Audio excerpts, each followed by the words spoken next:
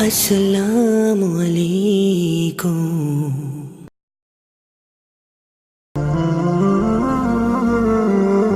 إلهي واسع الكرم ورب البيت والحرم، إليك أتيت منكسرا منيبا أغبر القدم. إلهي واسع الكرم ورب البيت والحرم ونور هداك معتصم.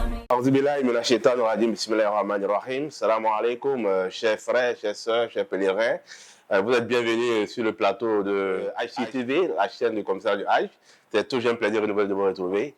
Convoyer près de 9000 personnes dans le cadre du Hajj, en dehors des frontières de Côte d'Ivoire, sur les terres saintes de l'Arabie Saoudite, nécessite naturellement beaucoup de gros moyens, mais aussi beaucoup de munitions. Et ça implique naturellement également beaucoup d'entités de notre État dans l'organisation. Si pour le commun des Ivoiriens, parler de Hajj revient évoquer le commissaire du Hajj, force est de constater en Arabie Saoudite la présence quasi permanente du consulat de la Côte d'Ivoire près du royaume de l'Arabie Saoudite. Quelle est donc précisément la mission du consulat de Côte d'Ivoire en Arabie Saoudite dans cette fourmilière organisation du Hajj? C'est la question principale qui nous guide aujourd'hui à recevoir sur notre plateau son Excellence l'ambassadeur Soumaïla Bamba, consul général de Côte d'Ivoire près du royaume de l'Arabie Saoudite. Salam alaikum, Excellence. Bienvenue sur notre plateau et c'est un honneur pour nous de vous recevoir. Vous serez aujourd'hui interrogé sur les implications et l'appui que vous apportez dans le cadre du Hajj en Arabie Saoudite. Et pour ce faire, je serai accompagné par El Hadj Fane Fakoro, journaliste, membre de la cellule de communication du commissariat du Hajj, et Mme Sidibé Aramatou, journaliste de Islam Info, qui vont nous aider à décortiquer un tout petit peu la problématique de votre contribution au Hajj 2019. Alors, première question, Excellence, depuis quand vous êtes à la tête du consulat? Nous rendons grâce à Dieu qui nous donne cet instant pour nous exprimer et donner une idée à la communauté musulmane, mais en même temps à la communauté ivoirienne tout entière, pour comprendre le consulat général de Côte d'Ivoire à Jeddah. Il a plu à Allah, et qui a bien voulu inspirer le président de la République, me faire confiance, me désigner, me nommer comme consul général de Côte d'Ivoire à Jeddah depuis le 27 février 2019. Et j'ai regagné mon poste le 9 mai 2019. Après, c'est bien noté, monsieur l'Excellence. Alors, la seconde question qui va de soi avec vous êtes à la tête du consulat ivoirien, du consulat de la Côte d'Ivoire en Arabie Saoudite. Alors, quelle est la place du consulat dans la pyramide des institutions diplomatiques de notre pays? Comment est-ce qu'on doit percevoir un consulat voilà. Le consulat général doit être perçu comme un appendice de l'ambassade de Côte d'Ivoire en Arabie Saoudite. L'ambassade assure l'aspect politique et la gestion économique. Le consulat, quant à lui, assure la gestion quotidienne de nos compatriotes qui sont résidents en Arabie Saoudite. Ça, c'est le rôle traditionnel assigné au consulat général. À côté de cette attribution, le consulat se voit doté aussi d'une mission spécifique, qui est le Hajj, la gestion des pèlerins de Côte d'Ivoire en Arabie Saoudite. Et cette mission a été lancée depuis 2003 avec l'ouverture du consulat général de Côte d'Ivoire en Arabie Saoudite. Merci, c'est assez clair. El Hadj Fakoro, je pense que je vous laisse l'inviter pour d'éventuelles questions. Alors, de façon pratique, comment le pèlerin lambda doit comprendre le sens du consulat général? Est-ce à dire que moi, en tant qu'Ivoirien, je peux me lever et venir, puisqu'il y a un consulat général qui est à Jeddah, venir me promener, partir, tout et tout. Comment je dois concevoir cela? C'est une question essentielle. Le consulat général est le principal coordinateur entre le ministère saoudien du Hajj et les organisateurs du Hajj en Côte d'Ivoire. Nous avons un rôle de facilitateur. Depuis les informations qui nous parviennent du ministère saoudien du Hajj, nous assurons la transmission aux autorités Abidjan pour la mise en place du dispositif nécessaire en vue de faciliter non seulement le convoyage des pèlerins, l'accueil des pèlerins en Terre Sainte, le séjour des pèlerins, mais en même temps leur retour à Abidjan. Cela va être pratique. Hein. Quand vous dites la disposition nécessaire, vous faites allusion à quoi précisément? Oui, j'allais y arriver. Vous savez, pour venir en Arabie Saoudite en tant que pèlerin, il faut être détenteur d'un visa. Le visa vous donne droit à accéder au territoire saoudien. Mais aujourd'hui, par rapport aux dispositions mises en place par les Saoudiens, il y a une réglementation à suivre. D'abord, l'organisateur, qui est le commissariat du Hajj en Côte d'Ivoire, doit dire le nombre de pèlerins convoyés par la Côte d'Ivoire. Sur cette base, nous avons des contrats à signer avec des partenaires saoudiens. Et ces partenaires doivent avoir, à une date bien précise, le nombre exact des pèlerins qui arrivent en Arabie Saoudite.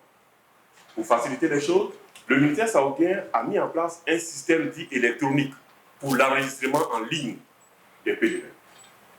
Et cet enregistrement ne peut être effectif que lorsque vous payez toutes les cautions, tous les droits aux partenaires saoudiens. Élément essentiel, j'insiste là-dessus.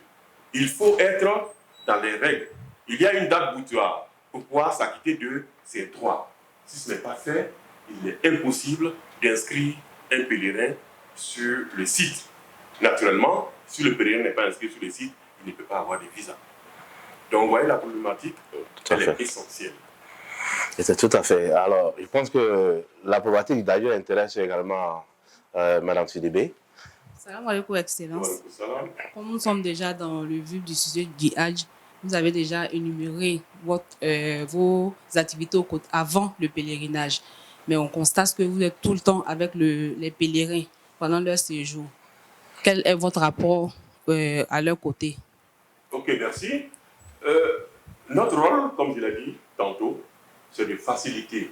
Non seulement nous facilitons l'organisation, mais en même temps nous facilitons l'accomplissement du Hajj aux pèlerins. Et pour ce faire, il faut être au quotidien, aux côtés des pèlerins. Avec mes équipes, nous suivons les pèlerins depuis leur arrivée à l'aéroport, leur installation à Médine, leur convoyage à la Mecque, le déplacement sur le site culturel Mina, Mouzalifa, Arafat, jusqu'à leur retour à Abidjan. Nous sommes à côté des pèlerins pour veiller au bon déroulement de leurs besoins, leurs préoccupations, etc. C'est ce qui nous amène à être à côté d'eux à tout instant et en tout lieu. Alors, quand vous parlez des pèlerins, vous faites allusion aux pèlerins étatiques ou à l'ensemble des pèlerins ivoiriens, qu'ils soient du privé ou de l'État? La précision est importante. Nous ne sommes pas commis ici pour suivre uniquement les pèlerins étatiques. Notre mission concerne l'ensemble des pèlerins ivoiriens qui sont convoyés en Terre Sainte. Cela s'entend que nous suivons aussi bien les pèlerins du groupe étatique et en même temps des opérateurs privés qui convoient nos parents pour observer ce 5e pilier de l'islam. Alors, vous avez des questions? Excellence, est-ce que selon vous, il n'y a pas chevauchement entre vous et le commissariat qui fait le même travail? Non, rassurez-vous, il n'y a aucun chevauchement. Il y a plutôt une complémentarité.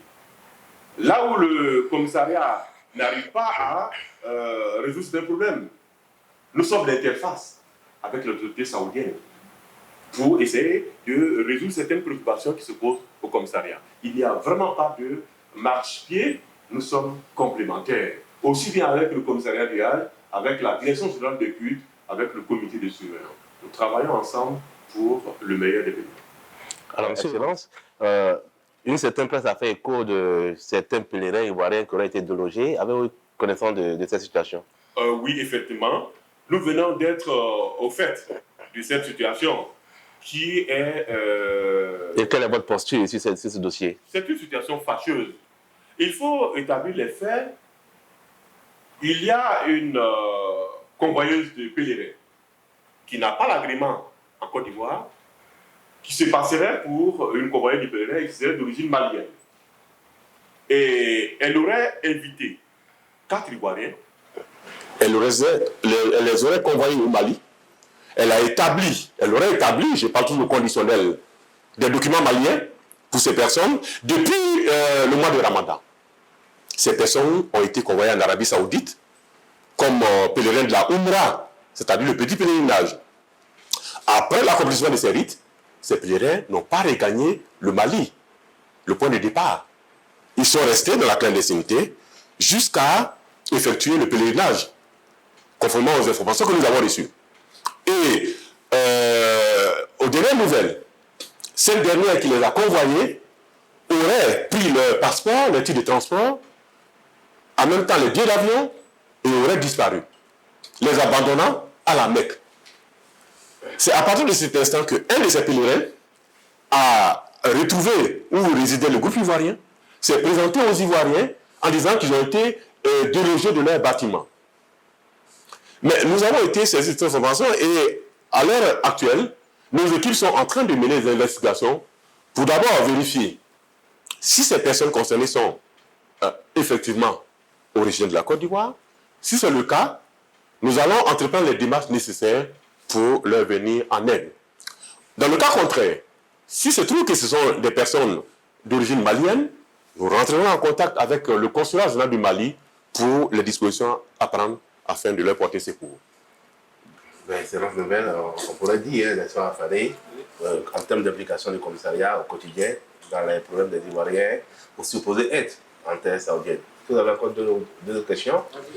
Moi, j'aimerais savoir, son excellence, est-ce que ça dit qu'à la fin du Hajj, prendra fin votre mission dans ce processus du Hajj? Non. Est-ce qu'après le Hajj, oui, une fois que les pèlerins ivoiriens sont rentrés, est-ce qu'il y a une poursuite de vos activités dans le cadre toujours de soit des préparatifs du Hajj à venir, soit dans le cadre de l'évaluation du Hajj qui vient de finir? Notre mission dans la gestion du Hajj se décline en 3 phases. L'avant-Hajj, la période du Hajj et l'après-Hajj. Et après le départ du dernier pèlerin de la Terre Sainte, notre mission consistera à faire le tour des différentes villes saintes qui ont été parcourues par les pèlerins pour voir s'il n'y a pas de pèlerins restés en rade, s'il n'y a pas de pèlerins dans les hôpitaux, s'il n'y a pas de cas de malades internés que nous ignorons, afin de se rassurer que tous les 8475 pèlerins qui ont été convoyés en Côte d'Ivoire au titre du Hajj 2019 ont effectivement regagné la Côte d'Ivoire. Donc notre mission ne s'arrête pas à la fin du Hajj, elle continue pour être rassuré évidemment que tous nos parents ont, après la joie, après avoir sacrifié au Hajj, ont pu regagner les parents en Côte d'Ivoire. Excellence se rend compte que cette mission diplomatique n'est pas aisée nécessairement. Alors, est-ce qu'il y a des difficultés particulières que vous rencontrez dans le cadre de votre mission? Relativement au Hajj toujours. Vous savez, aucune mission n'est aisée. Chaque mission a ses difficultés. Mais le tout est d'anticiper. Le problème de la gestion du Hajj en Côte d'Ivoire, c'est l'anticipation. Nous attendons toujours les derniers instants pour poser certains actes, ce qui pose beaucoup de problèmes. Et je profite de l'occasion pour lancer un appel à tous les partenaires, tous ceux qui sont impliqués dans la gestion du Hajj en Côte d'Ivoire, de s'engager sur cette voie de la prise de dispositions à temps utile. Tous les délais, toutes les dates sont connues à l'avance. L'administration saoudienne a tout géré, tout est réglé. Il suffit de s'y conformer et puis vous avez un Hajj organisé dans les conditions excellentes. Alors, délai tour de table, délai question, Fakoro. Je voudrais dire pour l'édition 2019 du Hajj, quelle est la difficulté majeure qu'Excellence ambassadeur a rencontrée pour cette édition?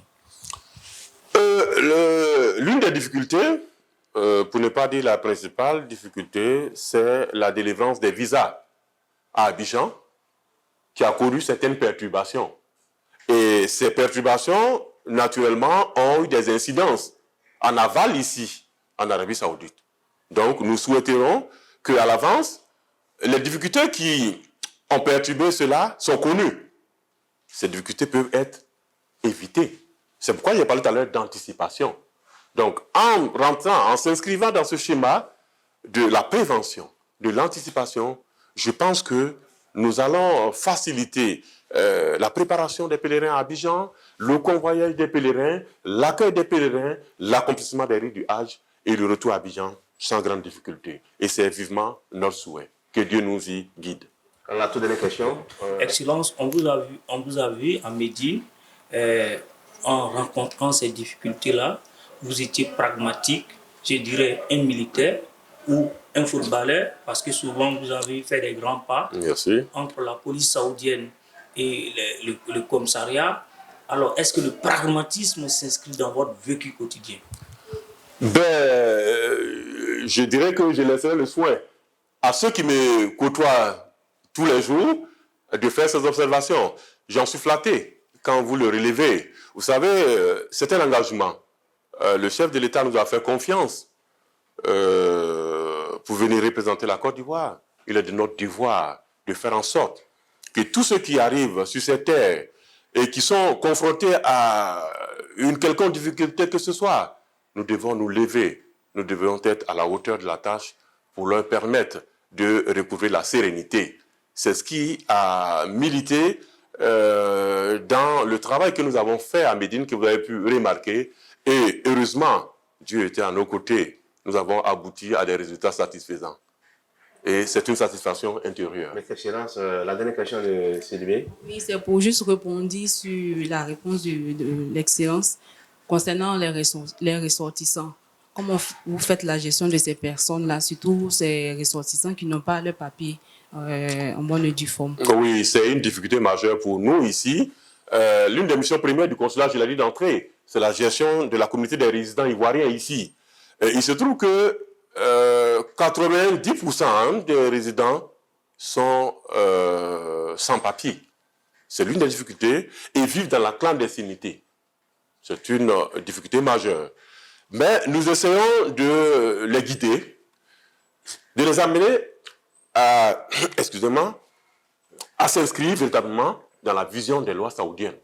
Donc jusque-là, ils arrivent à s'inscrire quand même dans notre vision et nous avons de moins en moins de problèmes. Ok, aussi, on est là un peu sorti du cadre du live. On va revenir, ça va être votre mot de fin, en même temps, sous forme de questions. C'est vrai que vous êtes revenu récemment à la tête du consulat, mais il faut noter que vous étiez ici avant de revenir. Vous avez donc une expérience pratique du Hajj. Au vu donc de toute cette expérience et de votre responsabilité actuelle, quelles sont les perspectives selon vous pour le Hajj ivoirien? Mes perspectives se résument à... Je vais dire que c'est en même temps votre mot de fin. Oui, bien sûr. Les perspectives se résument en ces quelques mots. Faire en sorte que l'engagement pris par le président de la République pour porter le nombre de pèlerins de la Côte d'Ivoire de 6 000 à 9 000 soit honoré, soit satisfait de façon rassurante auprès des autorités saoudiennes.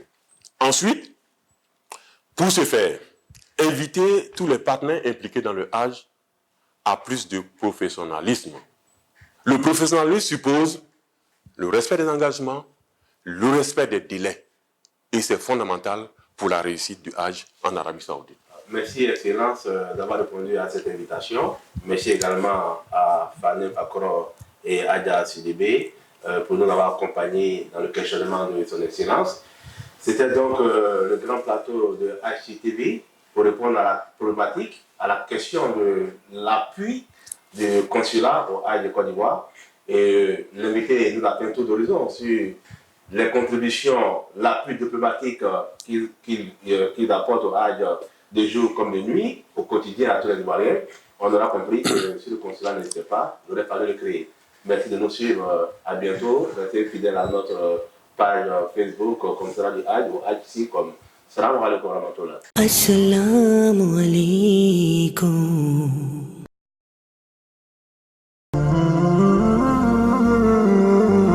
إلهي واسع الكرم ورب البيت والحرم إليك أتيت منكسرا منيبا أغبر القدم إلهي واسع الكرم